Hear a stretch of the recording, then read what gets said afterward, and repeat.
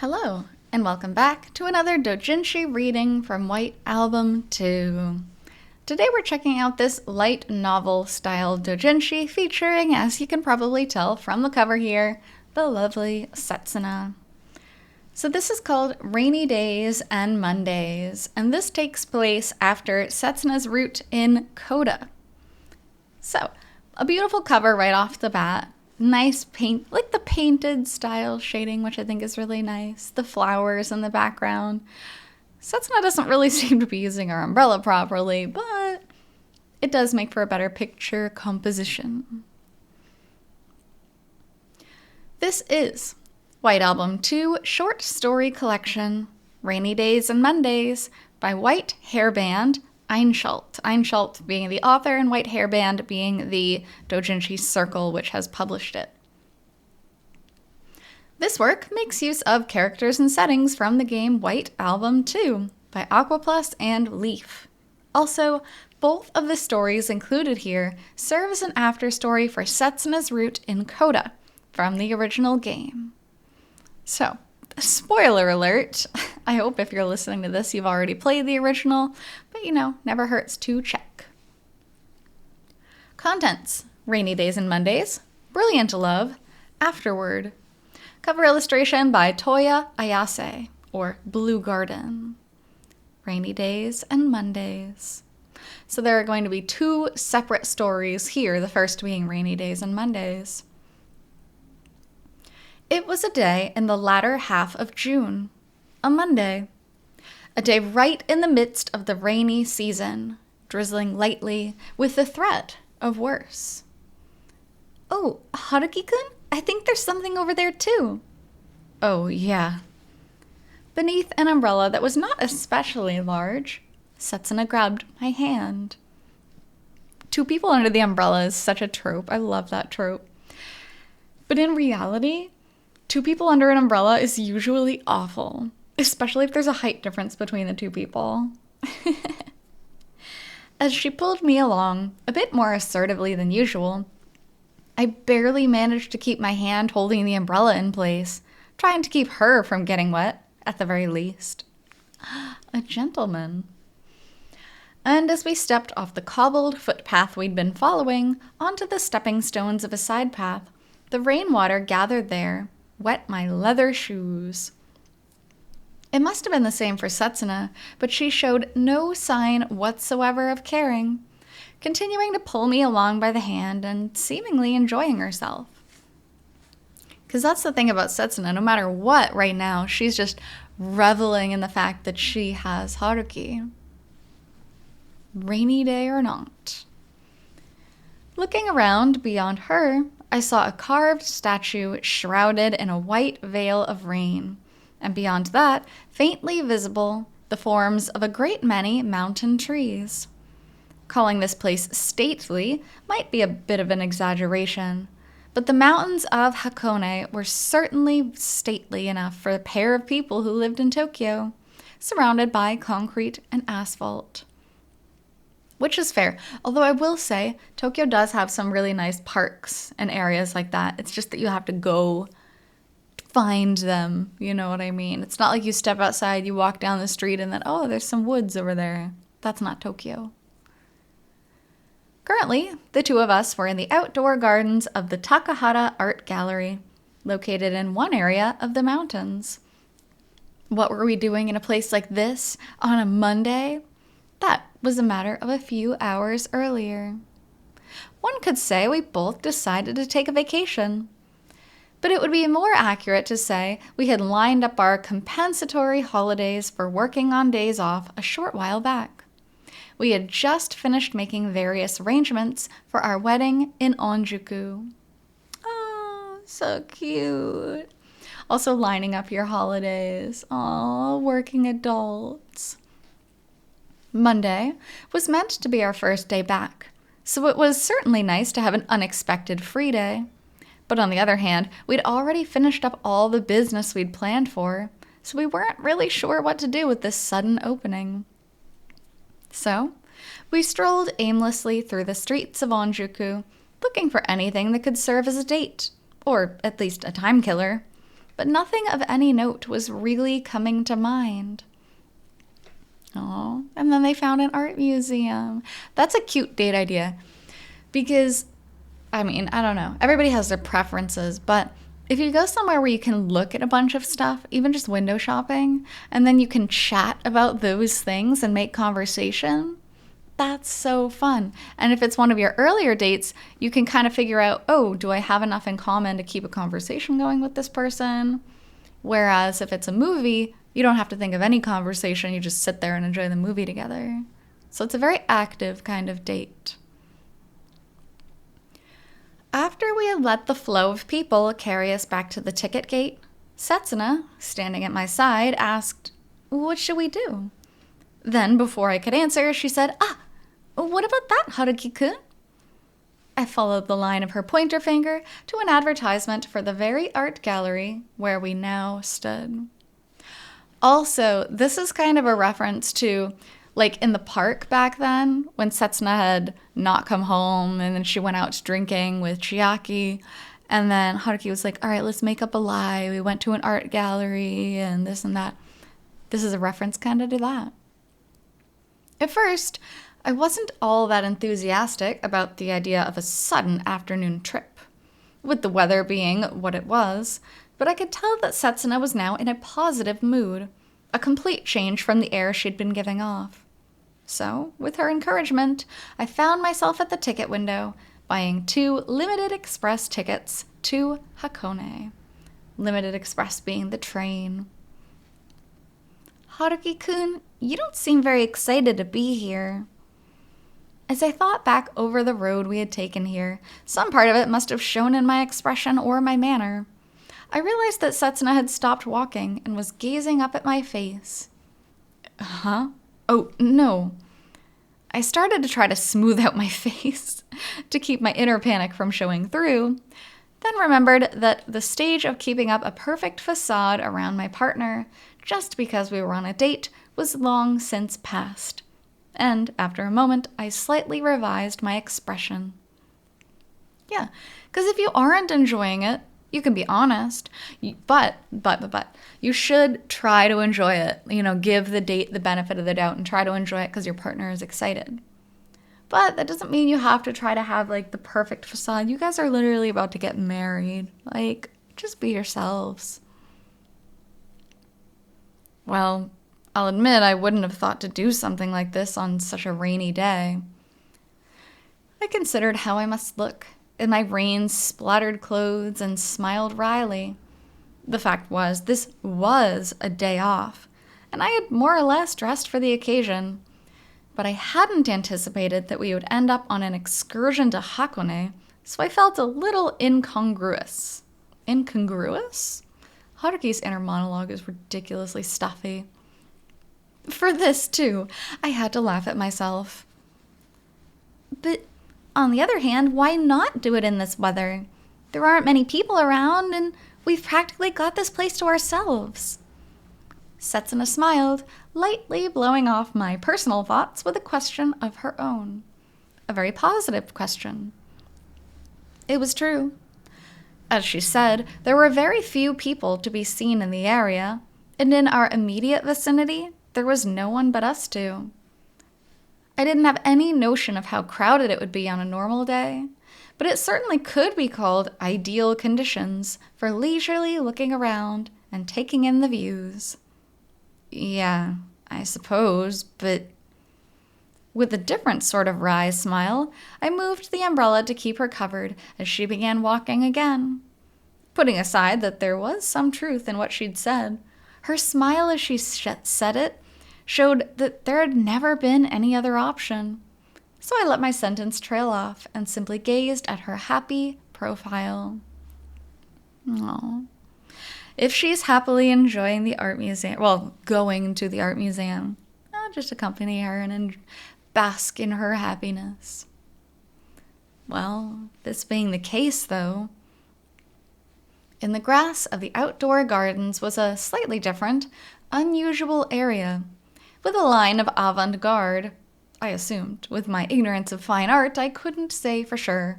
Sculptures. We had come here for spontaneous sightseeing, and this weather was far from desirable for scenery. But for that exact reason, when Setsuna put herself in this unusual space, my eyes followed her. And, as Setsuna had pointed out, though there were probably more people here normally, human figures were sparse at the moment. Getting to share an umbrella with Setsuna, huddled up and walking around openly and legitimately with her, was an unanticipated bonus. Now, usually people don't say things like, "Oh, thank God I can walk around with my girlfriend openly and legitimately." But that's coming from a guy who was walking around with Kazusa, hidden and illegitimately. They didn't actually tell us how long it had been, but it's been a while. But yeah, that sentence is a little bit painful. Granted, I had been aware of my own self-interest just now, and I knew for a fact that if I were to actually say something corny like, "I'd rather admire you than admire the works of art, Setsuna."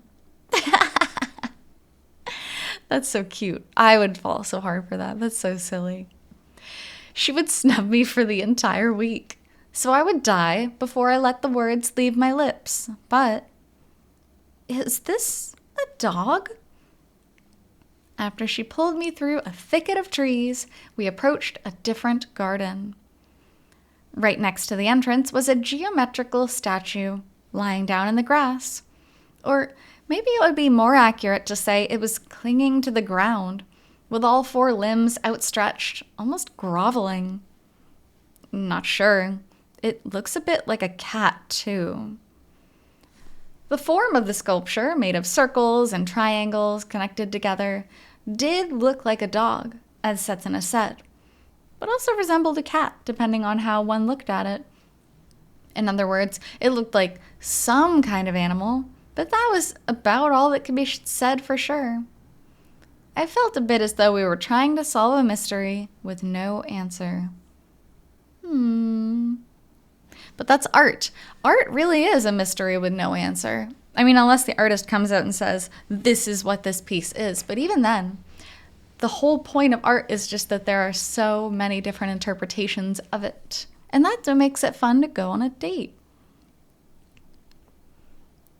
Then, showing no hesitation before the falling raindrops, Setsuna began moving left and right, shifting her point of view, going as far as to bend over and crouch down, trying to comprehend the shape of this thing by viewing it from as many angles as possible. Meanwhile, like any proper assistant, I was busily moving the umbrella around every time she changed her position, and my eyes naturally shifted to her rather than the sculpture. Yeah, I think I'm gonna say it looks like a dog. So cute. She's taking this very seriously. Crouched down and looking very small, with her arms around her knees, skirt and all, Setsuna repeated her assessment from a moment before, not taking her eyes off the sculpture. Then, suddenly, she set her right elbow on her kneecap, propping up her face, and glanced up at me. "Haruki-kun, you're in the literature department. Don't you know about this kind of stuff? You know, cognitive theory or metaphysics or..." No, that's not something I can just pull out of the air. Yeah, of course, the literature department, so he can tell cats from dogs. For a moment, my heart jumped at her movement, but I found the words to make an answer somehow, half scolding her for her tone as she tossed out these scattered terms. Yes, I'm in the literature department, but that's getting into philosophy and psychology, and a hasty literature major transfer like me has no connection with either of those subjects. Setsuna was, of course, probably fully aware of this information. Dude, she's just poking you to try to get a rise out of you or make conversation. Don't take everything so seriously. And sure enough, as though she knew it fully well, or was simply enjoying my reaction, she looked up at me, still crouching, and chuckled, hiding her mouth behind her hand. "You're no fun, Haruki-kun. I gave you this nice opportunity to show off in front of your girlfriend." After laughing for a moment longer at my feet, she brought up her other hand to prop up the other side of her face and grinned broadly. I don't think we're at a point in our relationship when I need to be showing off. No! Okay, let me pause this for a second. This is so not true. No. Now, being in a comfortable long-term relationship is, you don't have to fear messing up so much because you're going to get through it as a couple. That's what it should be. The fact that he doesn't think he has to show off anymore, no. You should always try to be the best that you can be. You should always try to dress up nice for your partner at least once in a while. Take them on a spontaneous date. Make them laugh. Like, these are important things. Just because you're in a long-term relationship doesn't mean you could just do nothing. That's dumb. Not that he's doing nothing, but really that sentence just hits me the wrong way. As we were right on the cusp of getting married, I wasn't sure how to feel about the kind of suggestion that made it sound like we were in a rut, but so it was. Honestly, Haruki-kun, you're always so blunt. But Setsuna didn't seem to have taken it the same way. After hearing my reply, remaining in her crouch, her mood seemingly a bit dented, she abruptly, physically turned her face away from me, as though her gaze had only landed on me by mistake. You messed up. You messed up the date. In an attempt to lighten things, I spoke up, hoping to get a look at her current expression. Meanwhile, from the back, I was sensing something petulant in her. I know that way of putting it makes it sound like I was treating her like a child, but I felt a smile spontaneously forming at how cute it was. It had been years since we'd started dating, but I hadn't seen her like this during a date in some time. Yes, it felt like it had been a very long time. So tell her that. Just be like, you are so cute when you pout, and then give her a hug, and then give her kisses, and then she'll be smiling, and it'll be fine. Don't keep all this positivity and niceness inside your head only.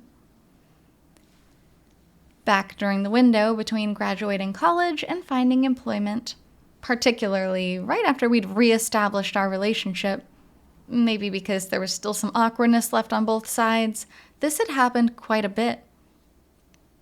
I'm sorry. Looking back on that period, I remembered what I would always do at moments like this. I drew near to her, crouching down so that we would be at the same eye level, umbrella still held high, and gently put my hand on her shoulder.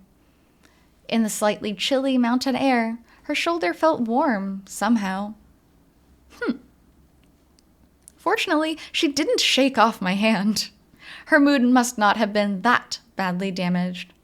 And she slowly turned toward me, giving me a sidelong look. The sidelong look. She just wants a little bit of praise or affection or attention. That's all it takes. It's not hard. So far, so good. But I hadn't anticipated the turn. There was a bit of a pout still left in her profile, so charming that it drew my eye right to it, and I froze up, unable to find further words. It was like a sudden marriage meeting, or those times when I could do nothing but flounder as she looked at me. Even in those awkward moments, I could find something to say. But before that, Setsuna gave a light burst of laughter, broke into a grin, and covered her mouth. So cute. This is such a cute, simple date. As I repeated the same thing I'd said moments before, with a slightly different feeling behind it, and gave her a look of confusion, she laughed for some time, then wiped the corners of her eyes and finally spoke. Sorry. There's just something funny to me about the two of us doing this. Setsuna moved her gaze to indicate our respective postures, her voice contrasting completely with the look she had just been on her face. As for me, my doubts had finally been dispelled by her words, and, like her, I moved my head, considering the two of us and our surroundings. Yes, there was something slightly discordant in the image of two fully grown adults crouched down in the corner of a garden beneath a single umbrella, in this weather, staring at each other. Depending on how you looked at it, there could be something surreal about it, a sight inviting laughter to some. I think it would be cute. I'd be like, oh, young love. Because they still are pretty young at this point, so, even if they weren't young, though. Love. That's all it's got to be. We haven't done anything like this in a while. Yeah.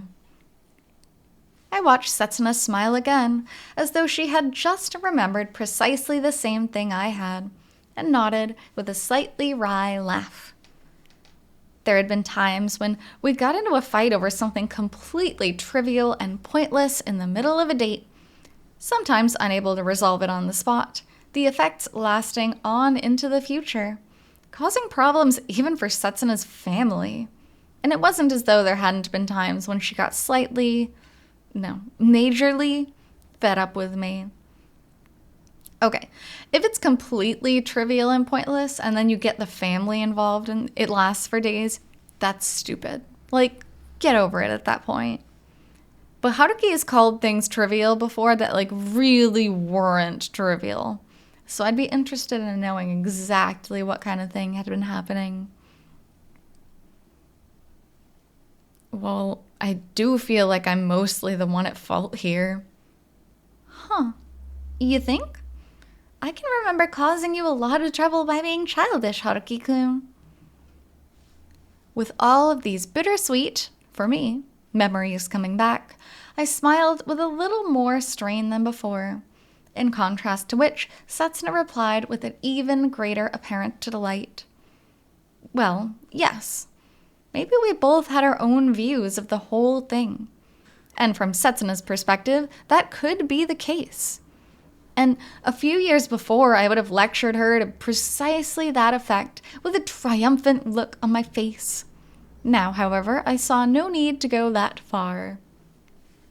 Kudos to Haruki. He is learning that you don't need to be so obnoxious all the time. I knew plenty well that insisting upon attacking the point with logic would bring no benefit other than my own self-satisfaction. And during my time spent with her, it had come home to me that there really was nothing left after that. A short while after that, after taking my time looking about, taking everything in. I sat down on a stone bench beneath the gazebo in one corner of the garden and allowed a sound to escape my lips that wasn't entirely in keeping with my age. Are you tired? Setsuna, standing just in front of me, had plainly heard the sound, and she tilted her head. Yeah. Oh, old man. Just kidding. Walking around does get tiring, especially in a place like a museum. You walk around for an hour, 2 hours, 3 hours, then you're like, holy cow, that's a lot of walking. I gave my vague reply, slightly distracted by her long hair as it hit her shoulder. I hadn't come here with the intention of walking around, so my legs were extremely tired. Those words started to leave my mouth, but with her standing right there, I started to doubt them, and they remained unvoiced. Want me to get you something to drink? Setsuna's own high heels couldn't have been easy to walk in. Let me tell you something. They are not easy to walk in. She probably has blisters for days. But she kept her usual smile on her face, showing no sign of fatigue. It was impressive, or remarkable at least. We were the same age, weren't we? Nah, Haruki's always been kind of an old man. I kind of doubt there are any vending machines here. We're at an art museum. Oh, good point. Doubt. I am doubting so hard. Japan has a vending machine everywhere. While I rebuked myself internally for constantly having to say the most precisely accurate thing at times like this, to the point of tactlessness, I showed no sign outwardly, moving my eyes back to her. That's a good way to describe Haruki, though. Always having to say the most precisely accurate thing to the point of tactlessness. That is a very good description of what he does. And Setsuna took a look around us without displaying any negative reaction to my remark, or hurrying me from my seat, or letting the contented smile leave her face. The rain's still going strong, huh? I mean, it is the rainy season. Dude, will you just... God. Yes, we know it's the rainy season. She is trying to make conversation. You don't have to be, correct all the time. The moment I let that slip, I couldn't help laughing a little at the inelegance, the bluntness of my reply, as characteristic as it was, but I kept it moderate, and like her, I took a look around. The sound of the rain itself was almost inaudible, but as Setsuna had pointed out, it had continued to fall, and the surrounding area was shrouded in mist. Beyond that white veil, if I strained my eyes, I could see the green of the grass we'd just been looking over, and the outline of the sculpture. And, as had been the case this entire time, Setsuna and I were the only people to be seen. That was the world of the whole of the world we two occupied at present. Oh God, describing them as the only two in the world just really stings of some things Kazusa had said. I think we made the right choice coming here today. It's like we reserved the whole place for ourselves. Maybe she had read my thoughts from my actions, or maybe it was a simple coincidence, but Setsuna's voice expressed the same thing as it reached my ears. The only difference was that her energy was several grades higher. There was something charming to be found about that, and the corners of my lips did loosen at the sound of her voice. But on the other hand, there was no denying that something felt a little out of place to me, and I shifted my gaze obliquely to her face. What was it? I felt like on a rainy date like this, she would be more likely to be in a bad mood, or rather, at a lower energy level. That might be a better way of wording it. Listen, don't waste so much energy wondering if something's wrong. Just try to make the date the best that you can. It's not bad to check in, but don't read into it so much. Is something wrong? I had continued watching Setsuna as I pondered this. Now, perhaps having sensed my gaze, she looked back at me, her expression changing completely to one of confusion. Oh, no. Caught off guard by the sudden meeting of our eyes, I reflexively turned my head away for a second. But, for some reason, I felt awkward about leaving off in such a vague manner, and I turned to look at her once more, meeting her eyes deliberately this time. It was just occurring to me that you seem to be enjoying our date more than usual, even with the weather being what it is. Enjoying it? Maybe trying to enjoy it would be the more accurate way of putting it. Was it because we had wound up here unplanned, just going with the flow of the moment, in a way that we very rarely did with dates? I love going with the flow. It is a very different vibe when you're just suddenly like, oh, let's do this thing today, randomly. That is really cute. Planned dates are amazing too, right? You put thought into it, but sometimes, I don't know, discovering something new with a loved one is very exciting. Normally, had such words occurred to me, like nagging thoughts, oh, so normally she looks bored, would have butted in. And I likely wouldn't have voiced them, or I would have hesitated at least. But today, mysteriously, the words left in my mouth precisely as they came to me. You think? Maybe so. I thought for a second that there might be some sort of deeper meaning in Setsuna's reply, But for some reason, after briefly looking away from me, she slowly sat down next to me.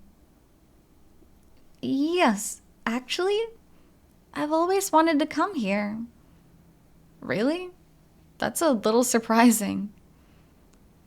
Setsuna spoke carefully, as though she were chewing over each word, dropping her gaze to the ground.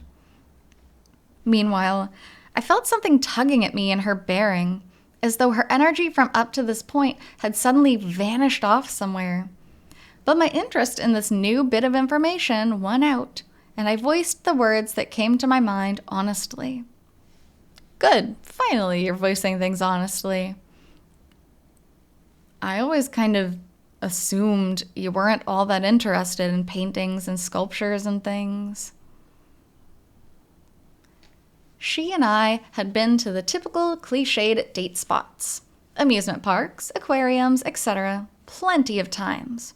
But today was probably our first time visiting an art gallery. Well, maybe we had wandered into one at some point or another before, but not such that I could immediately recall. Even that aside, Setsuna's primary association was song. So in my mind, the visual realm of the arts had very little connection with her. Setsuna said nothing in reply, but threw me a single glance, otherwise continuing to smile in profile. Inferring the meaning behind her response, I, too, fell quiet. Oh, because the lie that they would have come here. Oh, it looks like it stopped raining, Haruki-kun. As I watched, Setsuna's expression suddenly changed completely, and she quickly stood up. Following her eye line, I shifted my gaze out beyond the gazebo. The puddles all around, which had been rippling out in circles as the rain struck, had now fallen quiet. Yes, it would seem the rain had stopped at some point. Setsuna stepped out from beneath the roof on her own, looking up at the sky. I finally understood. Oh, finally stood. He doesn't understand, but he stood. My legs still heavy, and followed suit. The white mist enveloping everything around us had yet to lift, but just beyond it, I could faintly tell that the sun was beginning to shine again. Say, Haruki-kun? Yes.